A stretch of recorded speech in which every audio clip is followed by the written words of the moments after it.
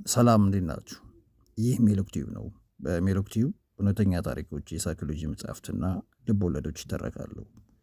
ክፍል 8 ታዳኟ ልዕልት የተሰኘውን ዛሬ ይቀርባል። መልካም ቆይታ። ታዳኟ ልዕልት፣ ደራሲ ሲድኒ ሼልደን፣ ተርጓሚ ፋሲካ ግዛው። ክፍል 8። ሰውየው ግዙፍና ረጅም ነው። ሃርኮት የቤቱ የጽዳት ሰራተኛ ስለመጣችው ደሙ ይፈሳል። ወዲያው ሁለት የጥበቃ ጓዶች ደረሱ። አንደኛው ፖሊስ ጠራለሁ አለ። አይሆንም አለች ሊዛ። ሞቷል እንዴ በማለት ሌላኛው ጎንበስ በማለት ድምፁን መስማት ጀመረ። ከዛም አይ መቤቴ ትንፋሹ አለ። አካሉን ስታየው ፈጽሞ ባሏን ከገደለው ሰው ጋር አይመሳሰልም ነበር። እና ማን ነው? ምንስ ነው የሚፈልገው? በጣም ቆስሏል። የዶክተር እርዳታ ይፈልግ ይሆን? ፍራንክን ልጥራው። ዶክተር ጓደኛ እድሜው በመግፋቱ ጥሮታ ቢወጣም ከአእምሮ ግን እስካሁን ንቁ ነው። ሃርኮትም ደሙን ካሁን ማቆም አለብን። ለዛ ደግሞ የሚረዳኝ ሰው ፈልጋለሁ አለች። ዶክተሩ ከ40 ደቂቃ በኋላ ደረሰ። ሰውየውም ደሙ ተጠርጎለት እንግዳ መቀበያ ሶፋ ላይ ቁጭ ብሏል። ወደ አእምሮ ሲመለስ ሁለቱ የጥበቃ ጓዶች እያንዳንዱን እንቅስቃሴ ይቃኛሉ። ዶክተር ምንም የታጠቀው መሳሪያ የለም። ብቻ መኝታ ቤቴ ሲገባ ጮኩኝ። ሰራተኛ የሃርኮት ድርሳ መታችው። ወደቀ። ይሄ ነው የሆነው አለች። እመቤቴ አንቺ ምንም አይደለም። ባትነግሪኝም ሃርኮት ሁሉን ነገር በማስታወሻ ደብተሬ ላይ ታሰፍረዋለች። ግን ያደረሰችው ነገር ጥሩ ነው እያለ ቁስሉን ያይ ጀመር። አይኑም በመገላለጥ በመብራት ማየት ቀጠለ። ደህና ነው አለ ዶክተሩ ቀጠል አድርጎ። አሁን ጥቂት ረፍት ያደርግ። እናንተ የቅርብ ክትትላችሁን ቀጥሉ። አንዳችም የደም መፍሰስ ወይም ማስታወክ ካያችሁ ለእኔ ደውሉ አለና፣ ግን ፖሊስ መጥራት የለብንም ትላላችሁ አለ ሽማግሌው ፍራንክ። የድካም ስሜት እንድትሰማት ያወቀችው ፍራንክ ማኬ እንደወጣ ነበር። በዛ ቀን ነበር ከሆንግ ኮንግ ሆስፒታል የወጣችውና ከቻይናው መርማሪ ፖሊስ የተለየችው። ወደ መኝታዋ በመሄድ አልጋዋ ላይ ጋደም አለች። የኢየሱስ ያለ ራሴን አለች። ከጠዋቱ 2 ሰዓት አካባቢ ስትነቃ ያ ሰውም ነቅቶ ነበር። በምንድን ነው የመጣችኝ አለ። እኔ አልመታውም፣ ሰራተኛዬ ናት አለችው። በመልክ አሜሪካዊ እንደሆነ ጠርጥራለች። ሰራተኛዬ? በምንድን ነው የመታችኝ? አንተ ማነህ አለች በተቆራረጠ ድምፅ። ለምንስ ቤቴ ድረስ መጣ? ማዳሊ ይባላለሁ በማለት እጁን ዘረጋላት። አልጨብጥህም፣ እዘርፈኝ የመጣህ ወንበዴ ነህ አለችው በመጠየፍ መልኩ። እንዳላሳስርህ ጥሩ ምክንያት ንገረኝ አሁን ስትል አንባረቀችበት። ማትም ውበቷን በማየት ተደመመ። ልክ እንደሌሎቹ የሟቾች ሚስት። ወይዘሮ ሊዛ ሕይወትሽ አደጋ ላይ ስለሆነ ማንንም ማመን የለብሽም። ባልሽን የገደለው ሰውዬ አንቺንም የደፈረሽ አንቺንም የሌሎች ሴቶች ባሎች ልክ እንዳንቺ ባል ገሏቸው። ስለዚህ መጠንቀቅ አለብሽ አለ። ይኸውልሽ ይህ ሰው በ4 የተለያዩ ሀገራት ወንጀሉን ሲፈጽም ፖሊስ ክትትሉን ቀጥሏል። ሆኖም ምንም ውጤት አልተገኘም። አደገኛ ወንጀለኛ ነው። ዱካው የማይያዝ አለ። ማት ፈገግ ብሎ የሊዛን ስሜት ተረዳ። በፊቷ ላይ ምንም አይነት ሽንገላ ባለመኖሩ ደስ አለው፣ ወደደውም ግልጽነቷን። ሊዛ ወዲያው ቅርቧን ሰብስባ እስካሁን ጥያቄን አልመለስክም። መጀመሪያ የጠየቅኩህን አንተ ማነህ አለች። እኔንስ ስለምን ትፈልገኛለህ? ጋዜጠኛ ነህ አለች ፈርጠም አድርጋ። አይደለሁም። ልክ እንዳንቺ የጥቃቱ ሰለባ ነኝ። አባቴን ገለውብኛል። ደሟ ተለዋወጠ። ማን ይባላል አባት አለች በድንጋጤ። አንድሬው ጄክስ ይባላል አለ። አይኑን ከደን አድርጎ ዝም ተዋጠው። ገለል ብሎ አየር ለመሰብሰብ ሞከረ። ጥሩ ስሜት አይሰማኝም ስለሱ ሳስብ ብሎ ቆዘመ። ሰራተኛዋን ውሃ እንድታመጣላት ታዘዘች። ውሃው ሲመጣም ብርታት ይሰጣል ጠጣለችው። እንዳለችውም ሆነ። ውሃው እንደጠጣ ብርታት አገኘ። እሷ ግን እስካሁን ያው ነች። ስሜቷን መቆጣጠር አልቻለችም። ግን እዚህ እንዳለሁ እንዴት አወቅ? አላወቁም። እስካሁን ያለሽው ሆስፒታል ነበር የመሰለኝ አላት። ሆኖም ማንም አንቺን ሊያገናኘን ፈቃደኛ አልሆነም። እናም አንቺና ባለቤትሽ በዚህ ስፍራ ቦታ እንዳላችሁ አውቅ ነበር። ስለሆነም መጥቼ ቼክ ሳደርግሽ ተገናኘን። ምናልባት ፍንጭ ካገኘው ብዬ። ምን አይነት ፍንጭ አለች። ማንኛውንም ሌሎቹም ሟቾች የሚያመሳስል። እርግጠኛ ነኝ አሁን የተረዳሽኝ አይደል አለ በተረጋጋ መንፈስ። እዚህ የመጣሁት ከጋዜጠኞች ለመሸሽ ነው። ሆኖም ትላንት ማታ ሳይህ አላመንኩም። ለእሷ የሚላት ነገር ሁሉም አልተዋጥላትም። ሆኖም ከፊቱ እንዳልዋሻት ተረድታለች። እናም ያገኘው ነገር አለ ያለችው። ምን ፍንጭ ያልከውን? አይ የለም። ጭንቅላቱን ወዘወዘ። የሆነ ሴትዮ በመጥበሻ አናት መታችኝ። ገና መንቀሳቀስ አልጀመር ነው አለ። ፖሊስ ወይም የዓለም አቀፍ ጽሕፈት ቤት እዚህ እንደሆንክ ያውቃል? እንደዚህ አይነት እና ቀጥተኛ ግልጽ ጥያቄ ታቀርባለች ብሎ አላሰብም ነበር። ሊዋሻት ደግሞ አልፈለግም። ዳኒ ማጉዌር ደግሞ ቃል አስገብቶታል ምንም ግንኙነት እንዳላቸው እንዳይናገር። ስለዚህም አይ አላት። መልካም አቶ ዳሊ። ሊዛ ቆመችና ለመሄድ እንዳሰበ ሰው ትንሽ ረፍት አድርግ፣ ብዙ ሰዓት አለን ለማውራት አለችው። በኋላ ሃርኮት የሚበላ ነገር ታመጣላለች። ከነቃህ ደግሞ እራት ላይ ጨዋታችን እንቀጥላለን አለችው። እዚህ ቆይ ነው የምትይኝ አላት። ለአሁኑ አዎ አለችው። ሊዛ ወደ ጠባቂዎቹ ፊቷን ዞር አድርጋ ገላውን መታጠብ ቢፈልግ ከሁለት አንዳችሁ ተከተሉት፣ ፈጽሞ ከእይታችሁ እንዳያመልጣለች። ምንም እንኳ የጭንቅላቱ ህመሙ ቢቀንስም ግን አልፎ አልፎ ይሰማዋል። በተለይ የቤቱን ደረጃ ሲወርድ የሊዛና የማይረሳው ቪላ አንድ ነገር አስታወሰው። ያም እሱና ሚስቱ ራኩኤል ያሳለፉትን ውብ የጨጉላ ቤት ህይወት በፎርካው አማን ሆቴል። እዚህ ሆንግ ኮንግ ከመጣ ጀምሮ ስለ ፍቺ የሚሆን ስለ ራኩኤል አስቦ ያውቅም። ያ ደግሞ የአእምሮ መቃወስን አስከትሎበታል። የአእምሮ ወቀሳንም እንደዛው። ሰውም አይደል ስህተቱ ጸጽተው፣ እውነት ግን አለው። ወቀሳን አስከትሎበታል እንጂ መለወጥ የማይችለው ጉዳይ ሆኖበት ነው እንጂ መቼ ራኩኤልን ይጠላታል።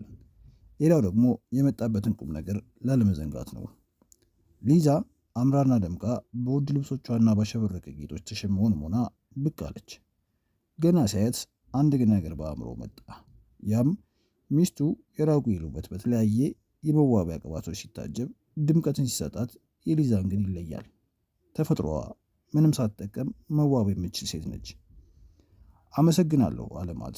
በምግብ መመገቢያ አዳራሹ የተለያዩ ምግቦች በጠረጴዛው ሞልቷል። አራበህም አለች። አሁን ተሰማኝ። በሊያዝ ያሻህን አለችው ወደ ተደረደረው የምግብ አይነት በአይኖቿ እያማተረች። አንቺ እንዳይሰማሽ አላት። በሆነ ነገር ሁሉ እንዳይሰማት የስሜት ንግግሩ። እሷም ግንባሯን በእጇ ነካ ነካ እያደረገች ወይኑን ቀበለችው። በእውነት አምናለሁ። እውነቱም መውጣቱ አለበት። ግን እውነት እንደ ሰዎች እይታ ይለያያል አይደል አለች። ምንም አላለም ማት። ወይኑን እየተጣጠመ ዝም አለና በምትይው አልስማማም። እውነት እውነት ነው። ሰዎች ራሳቸውን ይዋሻሉ፣ ማየት የሚፈልጉትን ደግሞ ያያሉ። እውነት ግን አንድ ነች አለ ማት። አንተስ ምን ትላለህ አለችው። እኔ በጣም ውብ አስተዋይና ተወዳጅ ሴትን ነው በእውነት የሚገልጻት። አንድ ቀን ከእሷ ጋር ማደር ደግሞ ልዩና የማይጠገብ ነው። ስለ ባሏ ማሰቧን ለጊዜው ቆም አደረገች። ለማውራት ብትዘገይም ነገሩ ግን ውስጧን ስለተሰማው ለደቂቃዎች ዝም አለች። ማት እንዳልከው እኔ ራሴ ነገን በአእምሮዬ የማይ ሴት ነኝ። ከባሌ ሞት በኋላ ዓለም ሁሉ አስጠልቶኛል። ሁሉ ነገሩ አስጠልታኛለች። እና ላንቺ ምንድን ነው ቀጣዩ? እዚህስ በጣም ትቆያለሽ አለ። ሊዛ በጥርጣሬ ማትን አየት አድርጋ አይመስለኝም፣ ግን እንዳልኩ ስለ ወደፊት ማሰብ አልፈልግም አለች። ይኸውልህ ማት፣ ነገሮች አንዳንዴ ከቁጥጥር ውጭ ይሆናሉ። ጥሩን ስትመኝ መጥፎ ይመጣል። ሰው ደግሞ እጣ ፈንታውን መወሰን አይችልም አለች በትካዜ ባህር እየዋጠች። አይኖቿን በጥልቀት እያየ መረዳት እንዳለበት፣ ከጎኗ መራቅ እንደሌለበት ስለ ራሱ ቃል ገባ። ልክ ዳኒ ማጉዌር ከአባቱ ሚስት ወይም ደግሞ ከእንጀራ እናቱ ልዩ እንክብካቤ እንደሚደረግለት በአንጀላ ጄክስ። እሷ ግን መረጃ ምንም ሳትሰጠው በገዛ እጇ አምልጠዋለች። ወደ አውሮፓም ገብታለች። ይሄ ደግሞ በሊዛ መደገም የለበትም። ስለ ሌሎቹ ተገዳይ ቻይናዊ መርማሪ ምን ያህል ነግሮሻል አላት። ሊዛ አጉረመረመች፣ ተቃውሞ በሚመስል ቃና። ስለ ሊዛ ማውራት አለብን እንዴ ስትል አፈጠጠችበት። ለዚያ መሰለኝ እንዲቆይ ያደረግሽው። ሁሉንም በጥልቀት ባወቅን ቁጥር ጉዳዩ እንድርስበት ይረዳኛል አላት በተረጋጋ መንፈስ። ያንን እንግዳ ሰው በአንክሮ ለማየት እየሞከረች የመጀመሪያ ጥያቄውን ብቻ መለሰች። ሊዮ ብዙ የነገረኝ ነገር የለም። ያው ተመሳሳይ የግድያ ተግባር እንደተፈጸመና ጉዳዩም ቅጥረኛ ሊሆን እንደሚችል የዓለም አቀፍ የፖሊስ ጽሕፈት ቤት እንደጠረጠረ ነው። ይህ ነው እንግዲህ ብላ በረጅሙ ተነፈሰች። ሌላው አለች በሚያጓጓ መልኩ ማስጆሮውን ሰጣት። ምናልባት አዲስ ነገር ያለ በሚመስል መልኩ ራስሽን ጠብቂ። ምናልባትም አንቺን ለመግደል ይፈልግ ይሆናል ብሎኛል ቻይናዊው መርማሪ አለች። በመቀጠልም ማት ረዘም ላለ ደቂቃ ከአባቱ ግድያ ስለ ፒርሴነሪ ዊደር አኖይ የግድያ ታሪክ አወጋት። አንዱ ጠርሙስ ወይን በማለቁ ሌላ እንዲመጣ ለሰራተኛው ጥሪ ያደረገች።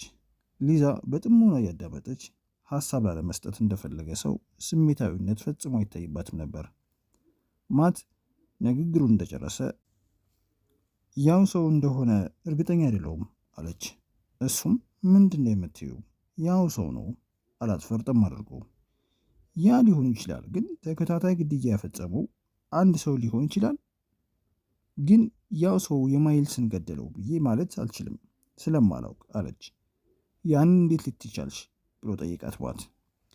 ሊዛ ከዳቦ ቆረስ አድርጋ ከወይኑ ቀመስ ካደረገች በኋላ ሌሎች ሴቶች ሀብታቸውን ለምግባረ ሰናይ ድርጅት ለመስጠት እየተንቀሳቀሱ ነው ብለዋል። ማይልስ ደግሞ ስለዚህ ነገር አንድ ቀን ማጫውቶኝ አያውቅም። እኔም በሆን አስቤበት አላውቅም እስካሁን አለች። ስለዚህ ነገር ፈጽሞ አላሰበም ነበር። አዎ ሊዛ ከሌሎቹ ለየት ትላለች። ስለ እርስ ነገር እስካሁን ባለመወሰኗ። እርግጥ ነው የደፈረኝን ሰው አላውቀውም። ሆኖም የምለው ነገር አንድ ነው። ያም መንፈስ ሳይሆን ሰው እንደሆነ አውቃለሁ። ስለ መደፈሯ ስታወራ በመካከላቸው ጸጥታ ነገሰ። ማለትም ለማጽናናት ይሁን በመልኳ ተስቦ እቅፍ አድርጎ እንዲያጽናናትና መደፈሯን ሊያስረሳት ተመኘ። በዚህም አጋጣሚ በይበልጥ ስለ እሷ ማወቅን ተመኘ። ወዲያው የውስጧን መረበሽ ያወቀ ይመስላል። ጨዋታውን በመቀየር እስኪ ስለ ጋብቻ ስለማይልስ አጫውቺኝ አላት በፈገግታ።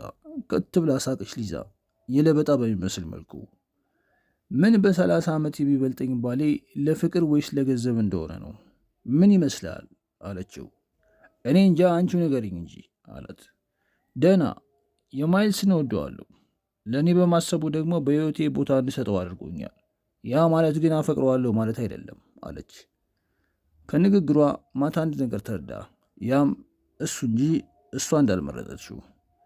እንዴት ተገናኛችሁ ሲል ጠየቃት በመገረም ስሜት። ሻንጋይ ውስጥ ከዓመት በፊት ለስብሰባ ሄጄ አለች። ከዓመት በፊት ማት በመገረም ጠየቃት። ምንም ያህል ጊዜ አብራችሁ አልቆያችሁም እኮ አለ። ከተጋባን ገና 9 ወራችን ነው።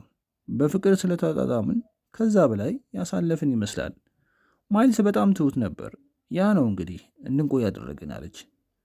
በእርግጥ ከኔ ከመገናኘቱ በፊት ሚስትና ልጆችም አሉት፣ ግን ስለ እሷም ሆነ ስለ ልጆቹ ብዙ አያስብም። ማት ስለ አባቱ አሰበ። እናታቸውን፣ እሱን፣ ኬለርን ያደረጋችውን ሁሉ፣ እንዴት አንጀላን በስተርጅና እንዳገባት ሁሉ ያወጣ ያወርድ ጀመር። አይ የሰው ልጅ እንዴት ተለዋዋጭ ነው አለ በልቡ። መልካምም ይስራ መጥፎ ታሪክም አይረሳውም። ፈጻሚ ቢሞትም ድርጊቱ ግን ዘወትር ሲነሳ ይኖራል። ይሄ ነው ስለ አባቱ ያለው እውነታ። ይሄው አሁን ደግሞ ስለማይልስ ሰዎች በሰሩት ደግሞ ዋጋ ይከፍላል። ምን ማለት ይቻላል? ማት ምን ማለት እንዳለበት አያውቅም። ሊዛ እያለች ያለችው ማይልስ ሞት ይገባዋለው ከሰራው ነገር አኳያ አይ ስለ ባሏ ታላቅ አክብሮትና መውደዷን ነው የገለጸችለት። ሳያስቡት ብዙ ወይን እንደጠጡ ተሰማው። ሰራተኛዋ መጣ። የተበላበትንና የተጠጣበትን እያነሳች ሳለ ማት ደስ አለው። የኮሎምቢያ ቡናቸውን ፉት እያሉ ስለ ብዙ ነገር ተወያዩ። ለረጅም ጊዜ እንደሚተዋወቅ ሰው ስለ አባቱ ወጣት ሚስት አንጀላ ጄክስ ቤተሰቡን መበጥበጥ፣ ስለ ልጅነት ሕይወቱ፣ ስለ ራሷ ኒውዮርክ መወለድና ማደግ፣ ስለ እሷ ማወቅ የቻለውም በኒውዮርክ ስደተኛ ለመሆኗንና አንዲት ረጅም ጊዜ የተለየቻት እህትን ማወቅን ነው። ስለደረሰብህ አደጋ ሁሉ አዝናለሁ ማት፣ ግን እስክታገግም ከእኔ ጋር እዚሁ ቆይ አለች። ጠባቂዎችሽ ልክ እንደ ተጠራጣሪ አሁንም ክትትላቸውን ይቀጥላሉ ወይንስ አምነሽኛል አላት ፈገግ ብሎ። ሊዛም አምናለሁ፣ ከዚህ በኋላ የኔ እንግዳ ነህ። እርግጠኛ ነሽ? ብቻሽን መሆን አትፈልጊም? ለእኔ አታስቢ፣ እዚሁ አካባቢ የሆቴል እንግዳ ማረፊያ እከራያለሁ አለ ቆራጥነት በተሞላ ንግግር። ሊዛ ከት ብላ ስቃ፣ እዚህ ልቆይ ያልቆየ ባውቀው ነገር የለም፣ ግን አንተም ብቻህን ሆነ ተፈላጊውን ለመያዝ ከመጣር እዚሁ እኔ ጋር ብትሞክር ጥሩ ነው ብዬ አስቤ ነው። መልካም፣ እንደሱ ከሆነ ተስማምቻለሁ አለ። ማይልስ ምን እንደሚል ታውቃለህ? ከአንድ ጭንቅላት ሁለት ጭንቅላት ይሻላል የሚለው ነገር አለ። በዛን ቀን ምሽት ከአልጋው ላይ ጋደም እንዳለ ጣሪያውን አየ። ከዛም የአየር መሳቢያ ማሽኑ ሲጦዝ የእሱም ሕይወት ከቀን ቀን እንዴት እንደሚበር ተሰማው። እንዴት አድርጎ የአባቱንና የዚችን ሴት ደፋሪ ለፍርድ እንደሚያቀርብ ገዳዩን አንሰላሰለ። ለዳኒ ደውሎ ያለበትን ነገር ሁሉ ማሳወቅ አለበት፣ ግን ትንሽ ይቆይ፣ ሊዛን በደንብ እስከሚግባባት ድረስ። ስለ ራጉኤልም ማሰቡን ቀጠለ። ልክ 10 ዓመት እንደተለያዩ ተሰማው። ለመጀመሪያ ጊዜ ለወራት ያጣውን ሰላምና ደስታ ዛሬ ላይ ተሰማው። ምክንያቱም ባያውቀውም ግን አንድ ነገር እርግጠኛ ነው፣ የተሻለ ነገር እንዳለ ተረዳ። ወይዘሮ ጆይስ ከቀኑ 9 ሰዓት ምርመራ ስላለ ቢሮ ድረስ ነው ይላል ለወይዘሮዋ የተጻፈው ደብዳቤ ከመርማሪ ሊዮ። ቻይናዊቷ የተጻፈውን ነገር ካየች በኋላ መንፈሷ ተረበሸ። ፖሊስ አትወድም። የአሁኑ ግን ለየት ይላል። ምንም እንኳን እሷ ከወንጀል ብትርቅም የሆንግ ኮንግ ፖሊስ ከያዛትና ወንጀለኛ ነሽ ካላት ምንም ማድረግ አትችልም። ምንስ ኃይል አላትና። በእርግጥ መርማሪው ጥሩ ስሜት ውስጥ አይደለም። ያ ግን ከጆይስ ጋር አይገናኝም። የሚፈልገውን መረጃ ከባርኪንግ ሰራተኛ ማግኘት ደግሞ ተልኮ ነው። የማይልስ ባለቤት ባሳየችው የድብቅነት ባህሪ የሚፈልገውን መረጃ ማግኘት አልቻለም። ያ ደግሞ አበሳጭቶታል። ለሴትየዋም መጥፎና የማትመች ምዕራባዊ ነች የሚል ስም ለጥፎላታል። ድሮም የምዕራብ ሴቶችን አይወድም፣ ባለጌዎች ናቸው የሚለው አባባል አለ። ለባሏ ግድያ ትኩረት አለመስጠትም በሊዮ አእምሮ ውስጥ ጥያቄ ጭሯል። እንድትመልሰውም ሆንግ ኮንግ ድረስ እንድትመጣ ተፈልጓል። ያን የማድረግ ግን ስልጣን የለውም። ለዚያም ነው ጆይስ ቻንን ያስጠራት። ለምን ያህል ጊዜ በ117 ጎዳና ሰራሽ ወይዘሮ ቻን ሲል ጠየቃት። ላባ በጉንጮቿ ላይ በግልጽ ይታያል። ከፍርሃት እንደሆነ ግን ያሳብቃል።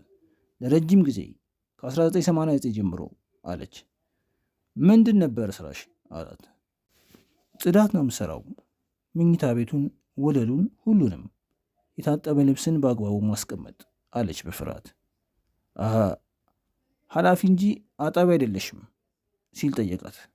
ደስ አላት።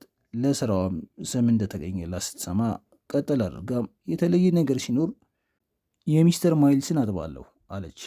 የዚህን ጊዜ ሊዮ የተለየ አለ። በዚህን ጊዜ እጇ ይንቀጠቀጥ ጀመር። የምን የተለየ ንገሪኝ። ጌታሽን የገደለውን መያዝ ነው የእኛ ዋና ተግባር። አንቺ ላይ የሚመጣ ነገር የለም ብሎ ሊያረጋጋት ሞከረ። አዎ አልፎ አልፎ መቤቴ ጋር የሚመጣ ሰው አለ፣ የእሱን ልብስ ማለቴ ነው አለች። ሊዮ ልክ ጉዳዩን እንዳገኘ ደስ አለው። ለራሱ ለካ ይቺ ቀበጥ ሰው አላት አለ። ይህን ሰው አይተሹ ታውቂያለሽ እንዴ አላት።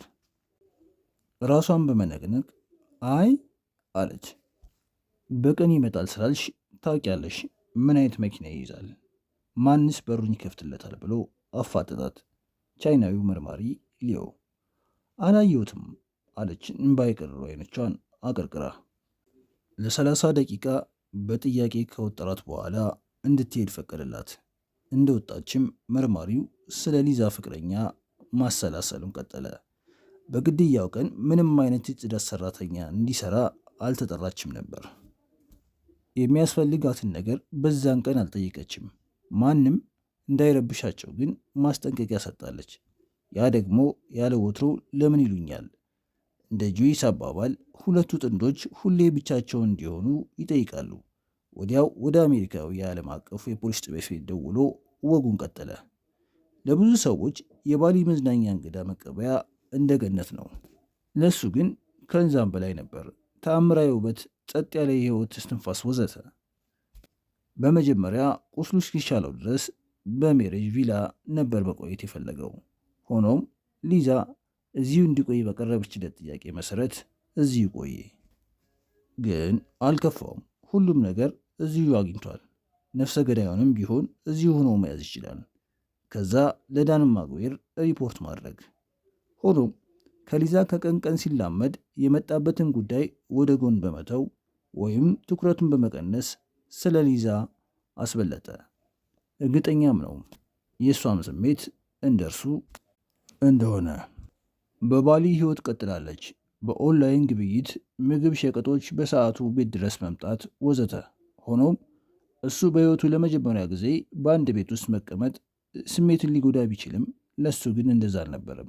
በተቃራኒ ከሊዛ ጋር መሆኑ ነፃነቱን ያጎናጽፈው፣ ደስታን ጭምር።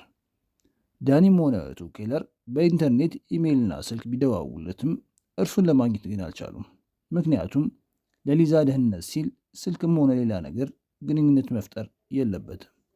በባሊ መቆየት ለደህንነት ጋዜጠኞች ነፃ ቢያደርገውም ቪላ ሜሬጅ ደግሞ የተሻለ ነፃነትን አጎናጽፎታል። ስለዚህ ወደ ጫካ ለመዝናናት ሲሄዱ ጠባቂዎችን በመቅጠር መዝናናቱን ቀጠሉ። በቪላ ሜሬጅ አብሶ ዋና ስትዋኝ የባሏን ሞት ሁሉ ረሳች። በፍጹም ደስታ ውስጥ ገባች። አይን አይኗን እያየ ውሃውን በጣም ነው የምወደው። ፍጹም ጥጥታ የሰላም ዓለም። ትከሻዋን፣ ፀጉሯን፣ መላ ሰውነቷን ነካ ነካ እያደረገ ጸጥታ፣ ነፃነት አለ። ከተገናኙ ቀን ጀምሮ ስለ እርሷ እንጂ ስለ ባሏ ብዙም አልጠይቃትም። አሁን ግን ስሙን ሲያነሳ ውስጡ አደነገጠ። ምን ነው መንፈስሽ ተረበሼ ብሎ ጠይቃት። አይ ደህና ነው፣ ውስጥ እንግባ በርዶኛል አለች። አለባበሷን ላየ የአስራዎቹ ወጣት እንጂ የሰላሳዎቹን አያስመስላትም። ወይዘሮነቷንም ደብቋል።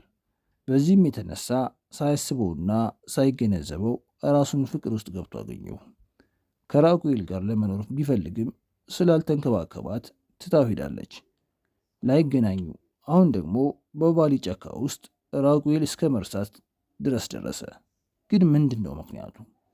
ፍቅር፣ ፍጹም ፍቅር። ያ ደግሞ ለእርሱ ደስታን ፈጠረለት። የወደፊት ህይወቱ ከሊዛ ጋር የተቆራኘ መሆኑን እያሰበ እሷ የሌለችበት ህይወትን ከዚህ በኋላ የለም አለ ለራሱ። ሆኖም የእሷ ሀሳብ እርሱ ላይ ሊሆን ፈጽሞ አላየም። ያ ደግሞ እርሱን ደስ አላሰኘውም። እሷ እንዳፈቀረችው በምን ይወቅ? ባለፈው ሳምንት በሐይቁ ውስጥ ሲያዣልጣት ፈጠን ብሎ ቀልቦ ያዝ አደረጋት። ያም ገላዋን ለመንካት ጥሩ አጋጣሚ ሆነለት። እርሷን ብትሆን ቅር አልተሰኘችም። እንደውም ተመቻቸች። መፍጠን የለብኝም ራሷ በራሷ ጊዜ ትመጣ የለ አለ። ሌላ ችግር እሷ እስካሁን ድረስ ስለማይልስ አውርታ አታውቅም። ያ ደግሞ ምናልባት ስሜቷ እንዳይረበሽ ይሆን ብሎ ጠየቀ። በእርግጥ እርሱም የባለፈውን መርሳት ይፈልጋል። ሆኖም ማን ያውቃል፣ ያ የሰው ነፍስ አዳኝ ቀጣይ ግድያ ይፈጽም ይሆን አለ ለራሱ። ማት ባሊ የመጣው ነፍሰ ገዳዩን ለማደን ወይም ደግሞ ፍንጭ ለማግኘት ቢሆንም በሊዛ ፍቅር ሳያስበው ተተብትቧል እና እሷን በማየት ደስታ ተጎናጽፏል። ያ ነፍሰ በላ ቀጣይ ቅዱ ልክ እንደ ሌሎች የዚህችንም ጉብል ዱካ ማጥፋት ነው። ሌላ ነገር የለውም። ሊዛ አደጋ ውስጥ ነች። ማት ደግሞ ከአደጋ እንዴት መቼምና በምን መልኩ ነፃ እንደሚያወጣት አላወቀም። እንዴት አድርጎ በድብቅ መግደል እንደሚችል ከአንድም 3-4 ጊዜ አራቱን በተግባር አሳይቷል። ወንጀለኛው እሷን አደጋ ውስጥ መክተት የለብኝም፣ ደግሞ ሌላ ሴት ማጣት የለብኝም አለ። አደጋው በአእምሮ እየታየው በሚመስል መልኩ መርማሪ ሊዮ ከአጅማን ቃሉን ከተቀበለ በኋላ የፑቴን መቅረጫውን ተጫነ። እንግሊዛዊ ሲሆን ከደህና ቤተሰብ የተገኘ ነው። የራሱ ኤሌክትሮኒክስና የጥበቃ ድርጅት አለው። በዚያው በሆንግ ኮንግ በቅርቡ የማይልስ ፓርኪንግ የድምፁ ጥሪ ማሽን የሰራ ሲሆን ያ ደግሞ የመርማሪውን ቀልብ ሳበው። ለምርመራ ጌታዬ፣ በድምፅ ጥሪ ማሽኑ ላይ እውነት እልሃለሁ ምንም ችግር የለም አለ ረጅምና መልከ መልካሙ እንግሊዛዊ። ራሱን ነፃ የማውጣት ስሜቱ ከንግግሩ በሚያስረዳ መልኩ። ሊዮም ታዲያ አንተ የሰራው እንዴት አድርጎ ገዳዩ አበላሸው ሲል መስቀለኛ ጥያቄ ጠየቀው። እርግጠኛ ነኝ እሱ ላይሆን ይችላል፣ ግን የሆነ ሰው ሳይረዳው አልቀረም አለ። ለምን እንደዛ አደረገ? ማንስ ይህን ማድረግ ይችላል አለ። ማንም። ያ ነው የሚገርመው። የምንችለው ሟችና እኔ ብቻ ነን አለ። ትርጉም አገኘበት ከቃለ መልሱ። እኔና ሟች የሚለው ቃል እየደጋገመ ያበላሸው ወይ ለሚስት ሟች አሳይቷታል፣ አሊያም ራሱ ሟች አበላሽቶታል ደመደመ። የሚያውቀው ሰው ይኖር ይሆን? የሊዛ ፍቅረኛ ይሆን? ይህስ የሰው የባሪን ጓደኛ ይሆን? ግራ የሚያጋባ ነገር አለ ራሱ። እንግዳ ነገሮች እየሰማ ነው። ወዲያው ስልኩ ተደወለ። ሊዮ ማን ልበል አለ። ጌታዬ፣ በባሊ እንስቷን እንድንከታተል የተላክነው ነን። እስካሁን እዛው ነች አለ